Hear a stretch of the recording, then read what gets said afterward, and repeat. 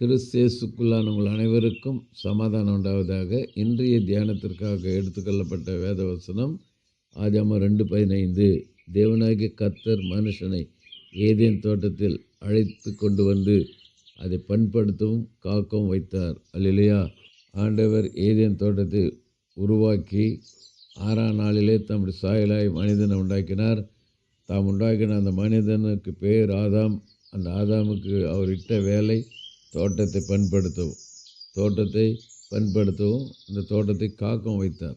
கர்த்தர் முதல் மனித குலத்திற்கு கொடுத்த வேலையை விவசாயம் செய்யவில்லை என்றால் மனித குலம் உயிர் பிழைக்க முடியாது. மனிதனுக்கு தேவையான அனைத்து உணவுப் பொருட்களையும் விதைத்து அறுவடை செய்து கொடுக்கிறவன் விவசாயி.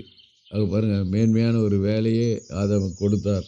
ரெண்டாவது என்ன வேலை கொடுத்தாரு? விவசாயம் மாத்திரமல்ல, இந்த நிலத்தை, இந்த தோட்டத்தை காக்கும்படி வைத்தார். ஆதாம் சரியானபடி காவல் காக்காத்தினால 3ஆம் நபராகிய சாத்தான் சர்ப்பம் தோட்டத்துக்குள்ளே நுழைந்து ஏவாளை வஞ்சித்து புசிக்கக்கூடாது சொன்ன கனியை புசித்ததினாலே அவங்க கண்கள் திறக்கப்பட்டு பயந்து ஒளிந்து கொண்டார்கள். அந்த ஒளிந்து கொண்ட அத்தியிலைகளை தைத்து கொண்ட அந்த முதல் மனிதனாக ஆதாம் ஏவாளுக்கு தோல் உழைகளை கொடுத்து தோட்டத்தை விட்டு விரட்டிட்டார். இதிலிருந்து நாம் அறிந்து கொள்கிற சத்தியம், நாம் நம்முடைய ஆண்டுடைய ஆலயமாக இந்த சரீரத்தை நாம் காக்காவிட்டால் எளிதில் சாத்தான் நமக்குள்ளே புகுந்து உலக இச்சைகளை கொடுத்து தேவனுடைய அன்பை விட்டு நம்மை பிரிக்க முயல்வான்.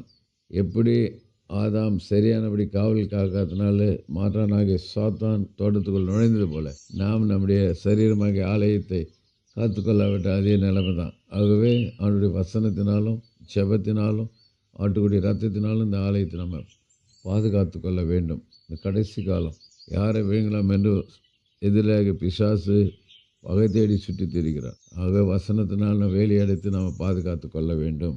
அப்படி கொள்ளும்போது நாம் தொடர்ந்து பரிசுத்தமாக வாழ முடியும். ஆகவே ஆதாம் கொடுத்த வேலையை தவறிட்டான். நம்ம தவறாதபடிக்கு காத்துக்கொள்வோம். கர்த்தர் நம்மை ஆசீர்வதிப்பார். செபிப்போம். நேசிக்கிற நல்ல தகப்பனே, இந்த நாளில் கொடுத்த நல்ல வார்த்தைக்கு நன்றி.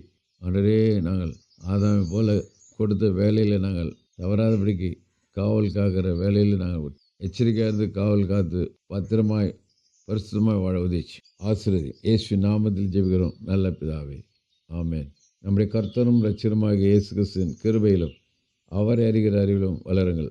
அவருக்கு இப்பொழுதும் என்றென்றைக்கும் மகிமை உண்டாதாக. நம்முடைய கர்த்தராகிய இயேசு கிறிஸ்துவின் கிருபை உங்கள் அனைவரோடு கூட இருப்பதாக. ஆமேன், ஆமேன், ஆமேன்.